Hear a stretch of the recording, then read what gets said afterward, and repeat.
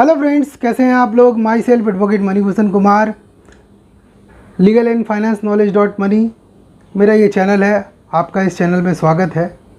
आज हम लोग डिस्कस करने वाले हैं हिंदू सक्सेशन एक्ट 1956 के बारे में और हिंदू सक्सेशन अमेंडमेंट एक्ट 2005 के बारे में। क्या कहने वाले हैं, चलिए स्टार्ट करते हैं। देखिए, जैसा कि थंबनेल से आपको ये पता चल गया होगा कि आज हम बात करने वाले हैं कि बेटी को क्या प्रॉपर्टी में हिस्सा मिलेगा कि नहीं मिलेगा। देखिए, लॉ क्या कहता है। हिंदू सक्सेशन एक्ट 1956 ये कहता है कि अगर कोई लड़का माँ के गर्भ में है तो उसका पैतृक संपत्ति पर अधिकार हो जाता है। यानी कि बेटों का अधिकार के बारे में हिंदू सक्सेशन एक्ट 1956 में ये कहा गया है कि अगर कोई लड़का है तो उसका दादा की संपत्ति में, परदादा की संपत्ति में अधिकार होगा। अगर दो लड़का है तो दादा की संपत्ति को 1/2 में डिवाइड कर दिया जाएगा। अगर पिताजी भी हैं तो 1/3 में डिवाइड हो जाएगा। तो ये आपको समझ में आ गया। अब बात करते हैं कि अगर बेटी का क्या राइट होगा। बेटी का राइट, हिंदू सक्सेशन एक्ट 1956 में बेटों के बारे में कहा गया है और सुप्रीम कोर्ट ने 2005 में एक डिसीजन दिया, एक अमेंडमेंट किया, इसको अमेंडमेंट बिल लाया। इसमें यह कहा गया कि बेटी का भी उतना ही अधिकार होगा जितना बेटा का होगा। बहुत सारे लोग कन्फ्यूजन में आ जाते हैं, उनको समझ में ही नहीं आता है कि पैतृक संपत्ति कहते किसको हैं। पैतृक संपत्ति का मतलब दादा से प्राप्त हुई संपत्ति, दादी से प्राप्त हुई संपत्ति, परदादा से प्राप्त हुई संपत्ति, परदादी से प्राप्त हुई संपत्ति को पैतृक संपत्ति कहते हैं।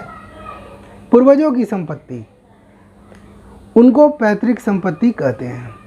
इस पैतृक संपत्ति पर बेटियों का भी उतना ही अधिकार होगा जितना बेटों का होगा।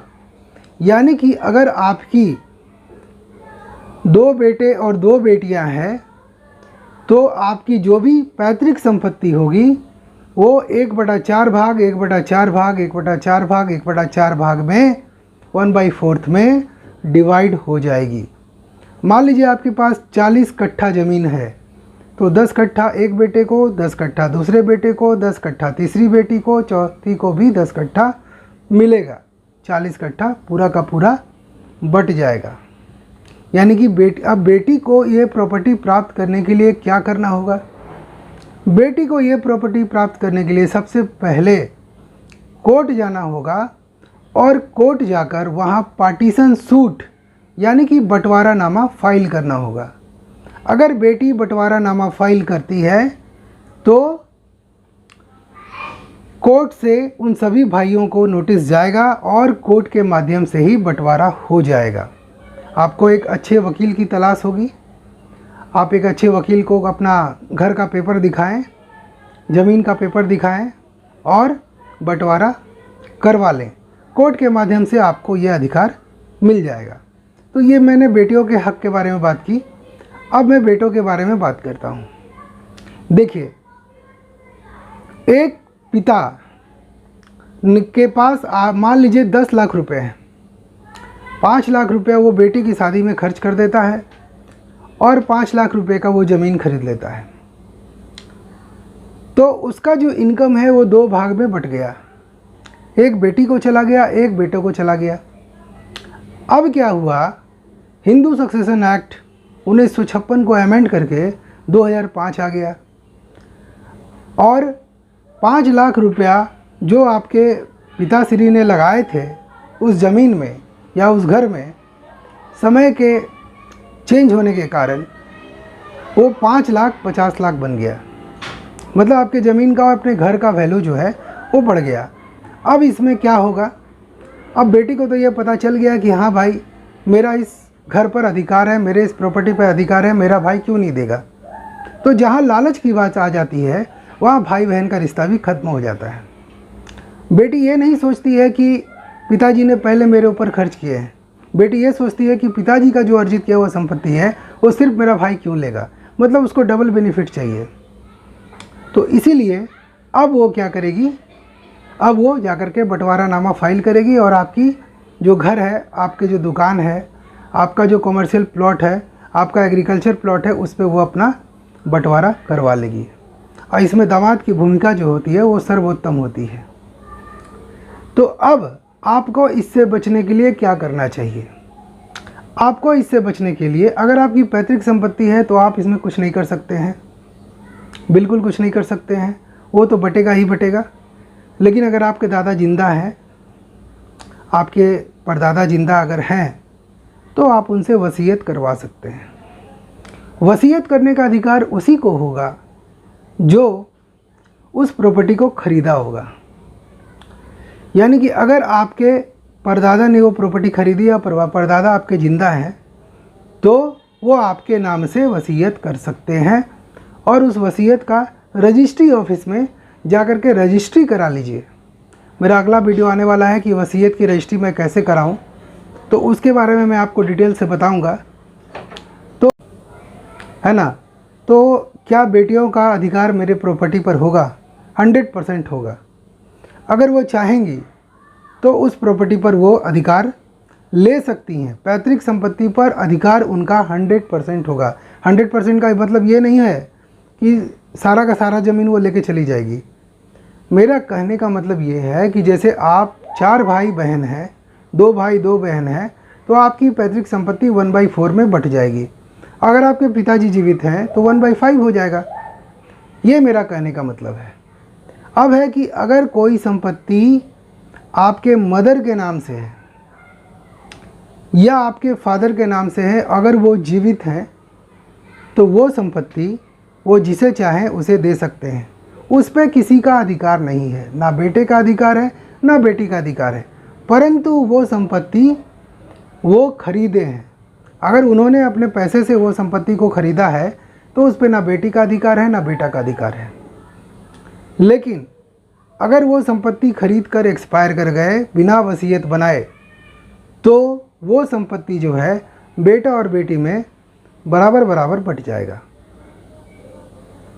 कहने का मतलब ये है कि अगर पिता जीवित हैं, उन्होंने संपत्ति को खरीद के अपने पास रखा हुआ, अपने नाम से रखा हुआ है, तो वो जिसे चाहें उसे दे सकते हैं।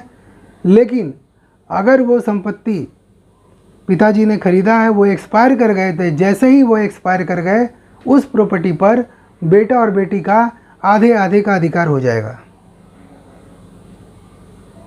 अगर मदर के नाम से कोई प्रॉपर्टी है और मदर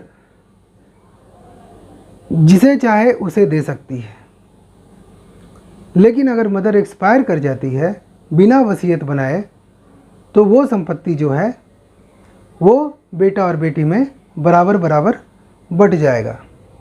तो मेरे इस वीडियो से सारा चीज़ आपको मैंने बता दिया।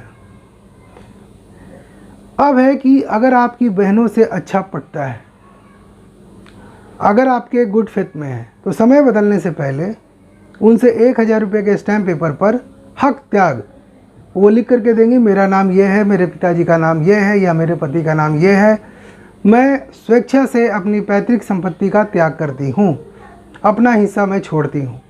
अगर वो ऐसा लिख करके दे देंगे तो वो संपत्ति जो है, वो संपत्ति जो उनका हिस्सा बचेगा, वो हिस्सा बेटों में बराबर बराबर बट जाएगा।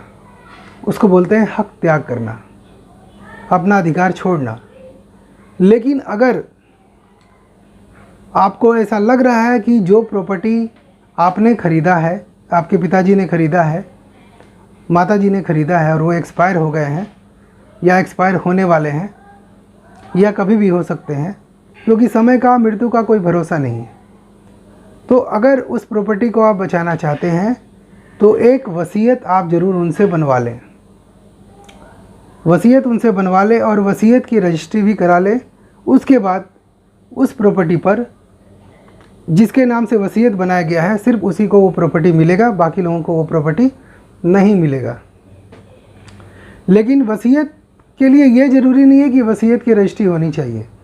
वसीयत का अगर आप पेपर भी बना लेते हैं तो वो भी पर्याप्त है, लेकिन रजिस्ट्री करा लेने से क्या होगा कि कोर्ट में ये मान्यता मिल जाता है। कोर्ट ये समझ जाती है कि ये जो पेपर है वो जेन्युइन पेपर है। तो ये पूरा वीडियो मैं आपके लिए बनाया। लेकिन अगर वसीयत जानबूझकर आप बंदूक की नोक पर बनवाना चाह रहे हैं तो उस तरह की वसीयत का कोर्ट में कोई वैल्यू नहीं है, वो फॉल्स हो जाता है। इसीलिए जब भी वसीयत बनाएं अपने माता पिता की इच्छा से ही बनाएं और माता पिता की देख रेख करते रहें, क्योंकि आपने उनकी प्रॉपर्टी को लिया है। और हक त्याग भी आप बनवा सकते हैं या वसीयत बनवा सकते हैं। अब नेक्स्ट वीडियो जो मैं बनाऊंगा उसमें ये बताऊंगा कि वसीयत को बनाएं कैसे, कहाँ से बनाएं और रजिस्ट्री कैसे कराएं। तो मेरा आने वाला वीडियो आप ज़रूर देखें और मेरे चैनल को सब्सक्राइब करें, लाइक करें, शेयर करें। जय हिंद, जय भारत।